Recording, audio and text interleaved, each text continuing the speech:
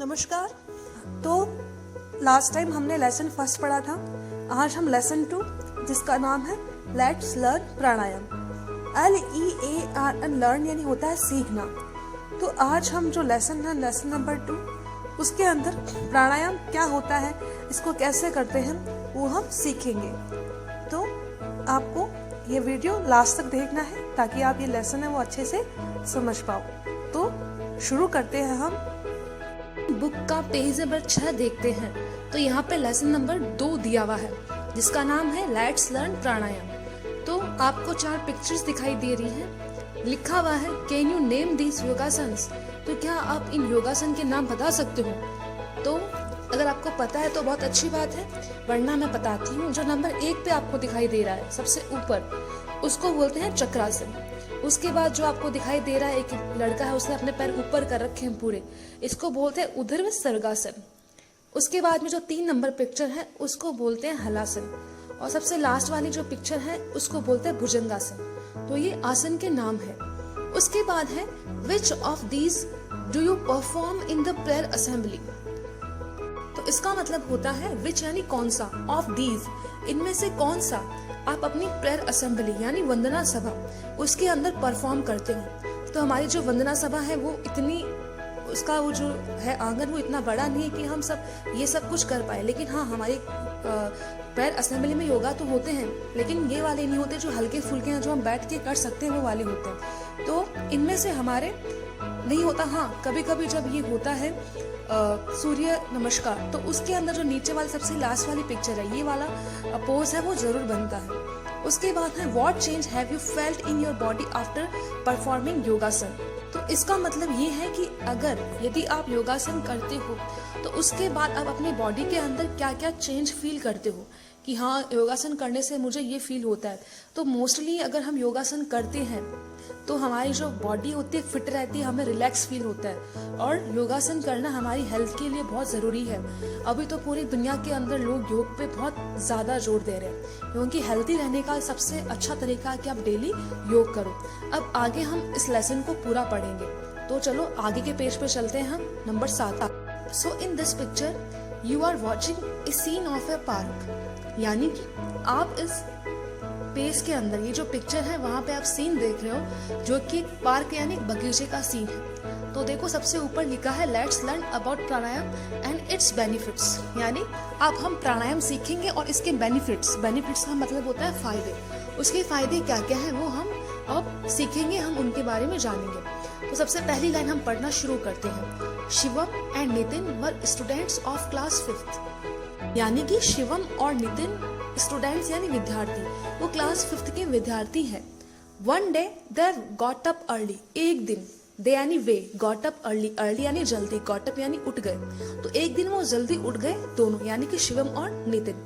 It was a pleasant morning. It यानी यह, was यानी थी, ए यानी एक, प्लीजेंट यानी सुहावनी, और मॉर्निंग यानी सुबह। तो एक ऐसी सुबह थी जो बहुत ही सुहावनी थी, बहुत ही अच्छी लगने वाली थी। They went to a park for a morning walk.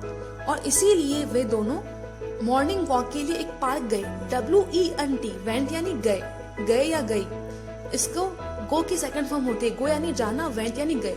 तो वो इसके लिए एक पार्क के अंदर गए। They so many people in the park. उन्होंने पार्क के अंदर बहुत सारे लोगों को देखा। SAW, सो यानी देखा, सी यानी देखना, उसकी पास्ट फॉर्म यानी भूतकाल की जो फॉर्म होती है वो होती है सो। सी यानी देखना, सो यानी देखा। तो उन्होंने देखा कि वहाँ पे बहुत सारे पीपल यानी लोग, वहाँ पे बहुत सारे लोग थे। Some of them were running on the track around the park. Some of them, उनमें से कुछ, सम यानी कुछ, were running on the track, वो ट्रैक के ऊपर दौड़ रहे थे। किसी भी वर्ब के साथ में, यानी खेलना, हंसना, गाना, रोना, आना, है ना। तो यहाँ पे रन यानी दौड़ना, किसी भी वर्ब के साथ में यदि ING जुड़ जाए तो उसका हो जाता है रहा। जैसे डांस यानी नाचना, डांसिंग यानी नाच रहा। प्ले यानी खेलना, प्लेइंग यानी खेल रहा। आपने 4th क्लास में पढ़ा भी है। गो यानी जाना, गोइंग यानी जा रहा। तो यहाँ पे रन है, रन यानी दौड़ना, रनिंग यानी दौड़ रहा। तो वहाँ पे कुछ लोग थे जो वहाँ पे जो चारों तरफ एक पार्क के ट्रैक यानी रास्ता बना हुआ था जिसपे लोग दौड़ते हैं, उसके ऊपर वो रनिंग कर रहे थे, दौड़ रहे थे। चिल्ड्रन वर प्लेइंग, बच्चे खेल रहे थे। देखो यहाँ पे आया हुआ ना प्लेइंग, प्ले यानी खेलना, ING लग गया मतलब खेल रहे। बच्चे थे वो खेल रहे थे। In the middle of the park, middle यानी बीच में, पार्क के बीच में, सम पीपल वर सिटिंग, कुछ लोग बैठे थे, सिटिंग यानी बैठे थे, and making different poses, make यानी बनाना, मेकिंग यानी बना रहे, डिफरेंट यानी अलग अलग, और पोज यानी मुद्रा। तो उन्होंने देखा कि पार्क के बीच में कुछ लोग बैठे हुए हैं और वो सभी अलग अलग मुद्राएं बना रहे हैं, यानी वो अपने हाथों को हिला डुला रहे थे, अलग अलग मुद्राएं वो बना रहे थे। Shivam wondered what they were doing, Shivam था, उसको वंडर यानी आश्चर्य होना, वंडर्ड आश्चर्य हुआ, तो शिवम को आश्चर्य हुआ, व्हाट दे वर डूइंग, वो क्या कर रहे हैं, क्या कर रहे थे, उन्हें समझ में नहीं आया कि ये लोग क्या कर रहे हैं, क्यों अपने हाथों को पैरों को ऐसे वैसे कर रहे हैं। आउट ऑफ क्यूरोसिटी, क्यूरोसिटी यानी जिज्ञासा, जिज्ञासा का मतलब होता है कुछ जानने की इच्छा, तो उनके अंदर भी जिज्ञासा हुई, उनके अंदर भी जानने की इच्छा हुई कि ये लोग कर क्या रहे हैं। Both the friends went near them, और इसी को सोच के दोनों दोस्त वेंट यानी गए, नियर यानी पास में, उन लोगों के पास में गए जो कुछ अलग अलग पोज बना रहे थे, उनके पास में शिवम और नितिन दोनों गए। There was a yoga teacher who was giving instruction to others.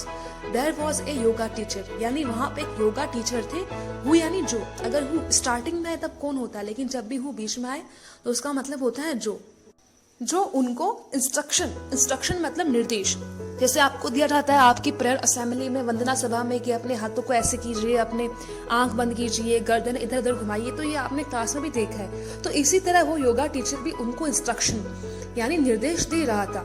He said, उसने कहा, से यानी कहना, SAID said यानी कहा, My dear friends, मेरे प्रिय मित्रों, Let's learn pranayama in today's yoga class, आज की कक्षा में हम प्राणायाम सीखते हैं, ऐसा उस योगा टीचर ने उन लोगों से कहा।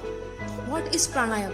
Somebody asked, तो किसी ने उनमें से किसी ने पूछा, What is प्राणायाम? प्राणायाम क्या है, ये क्या होता है? Somebody यानी किसी ने, asked यानी पूछा, तो किसी ने वहां पर पूछा कि जो प्राणायाम है ये क्या होता है। नेक्स्ट पेज पे है, तो वो टीचर है वो उनको आंसर देता है, pranayama is control and extension of the breath, pranayama is control यानी प्राणायाम, ब्रीथ यानी सांस, और एक्सटेंशन यानी बढ़ाना, विस्तार करना। तो उस टीचर ने कहा कि अपनी सांस पे कंट्रोल करना और उस कंट्रोल की गति को बढ़ाना, यानी हम अपने सांस के ऊपर 10 सेकंड कंट्रोल कर सकते हैं, 10 सेकंड हम उसको रोक सकते हैं, 20 सेकंड रोक सकते हैं, 2 मिनट रोक सकते हैं, तो इसी को प्राणायाम कहते हैं।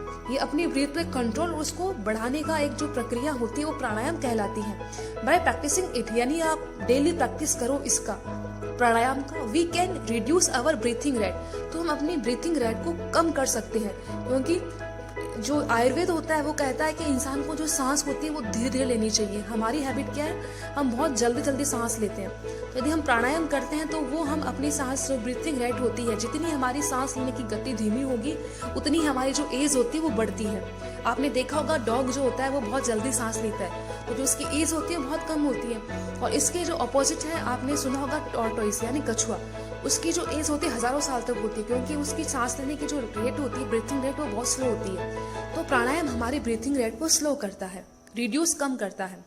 Reduced breathing rate has a lot of benefits, और सांस की गति को धीमा करना, ये इसके बहुत सारे फायदे हैं। It slows down heart rate, ये हमारे हृदय गति को कम करता है, यानी हमारी हृदय गति बढ़ जाती है, तो यदि हम प्राणायाम करते हैं तो हमारी हार्ट रेट होती है वो स्लो हो जाती है। रिड्यूस ब्लड प्रेशर, और हमारे ब्लड प्रेशर को वो कम करता है। And relaxes body and mind, और हमारे दिमाग और हमारी बॉडी को स्वस्थ रखता है। ये सब इसके फायदे हैं प्राणायाम करने के।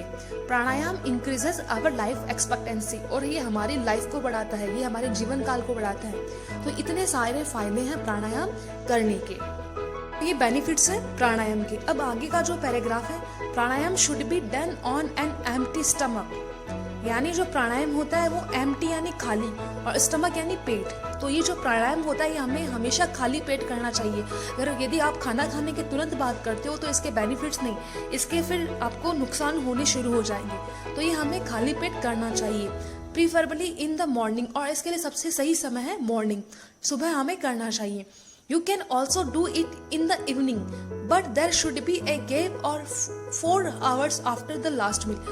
You can also do it in the evening. इसे आप इवनिंग यानी शाम को भी कर सकते हो, but लेकिन there should be a gap of 4 hours after the last meal. 4 घंटों का समय होना चाहिए। अगर आपने खाना खाया उसके 4 घंटे के बाद में आप प्राणायाम कर सकते हो, लेकिन खाना खाने के तुरंत बाद यदि आप करते हो तो ये हार्मफुल होगा, हानिकारक होगा। Shivam and Nitin got interested and join the group after seeking permission from the yoga teacher. तो जब ये सुना शिवम और नितिन ने तो उन्हें बड़ा इंटरेस्ट हुआ, पर उनका भी मन हुआ कि उन्हें भी ये सीखना है। तो उन्होंने परमिशन के सिक यानी मांगना, परमिशन मांगने की बाद में उन्होंने वो ग्रुप ज्वाइन कर लिया।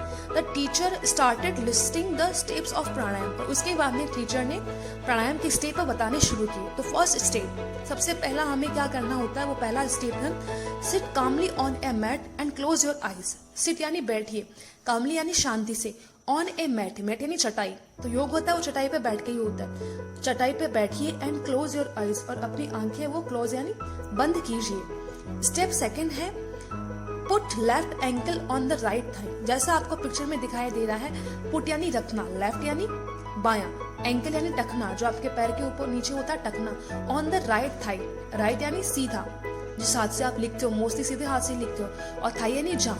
तो जैसा आपको इस पिक्चर में दिखाया है, आपको वैसे ही अपनी लेफ्ट पैर का जो टखना है वो आपको राइट थाई यानी जांघ के ऊपर रखना है। ये आपका सेकंड स्टेप है। इसके आगे स्टेप थर्ड है now put right ankle on the left thigh, यानी अब जो आपका सीधा पैर है उसका टखना आपको उल्टे पैर के ऊपर रखना है। दिस पोस्चर इज कॉल्ड पद्मासन, और इस पोज को हम इस आसन को हम पद्मासन बोलते हैं। अब आगे इन द बिगिनिंग, शुरुआत में, you may find it slightly difficult to sit in this pose. शुरुआत में आपको स्लाइटली यानी थोड़ा सा आपको डिफिकल्टीज, थोड़ी मुश्किल हो सकती है इस पोज में बैठने का।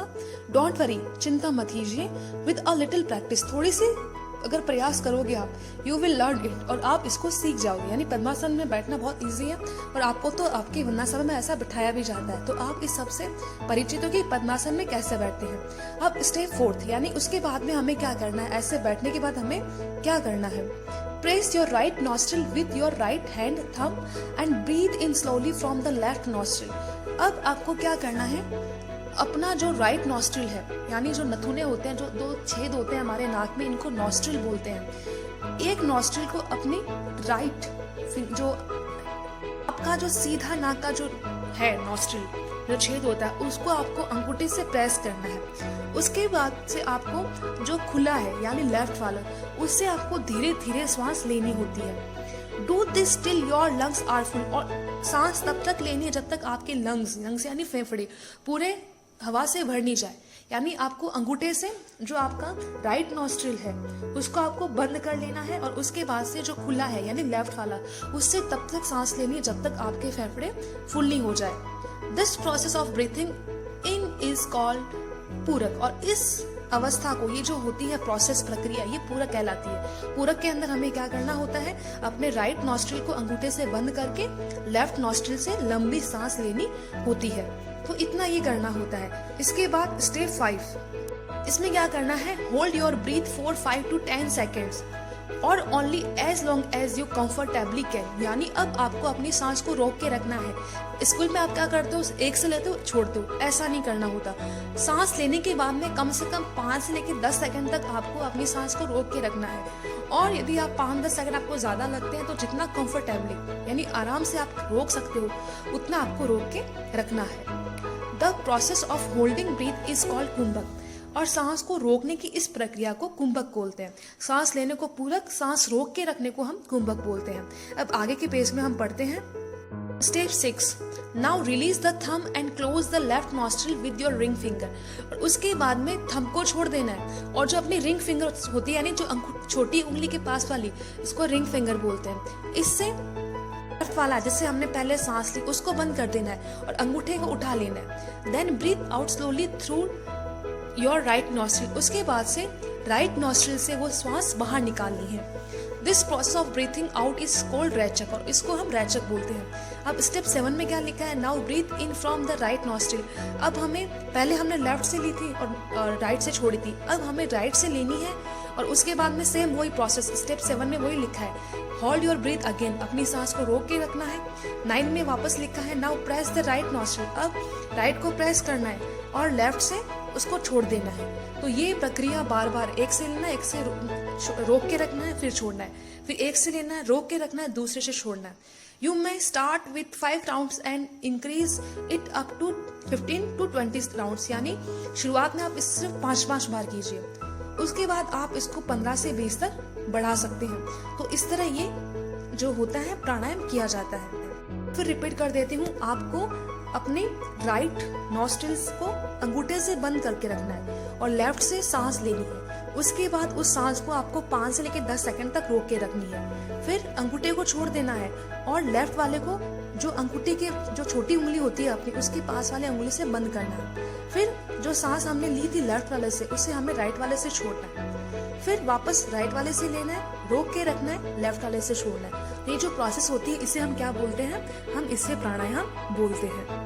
अब आगे के पेज में है, Shivam and Nitin were happy to have learned pranayama. Shivam और नितिन वो बहुत खुश हुए प्राणायाम सीख के। They thank the yoga teacher, उन्होंने योगा टीचर को थैंक्स किया। एंड डिसाइडेड निश्चय करना और निश्चय किया to come to the park and attend the yoga class daily, कि वो डेली उस पार्क में आएंगे और योगा क्लास अटेंड करेंगे। तो आज हमने दूसरा पार्ट कंप्लीट किया है। कल के वीडियो में आपको इसके क्वेश्चन आंसर कैसे सॉल्व करने वो आपको मिलेंगे। Thank you.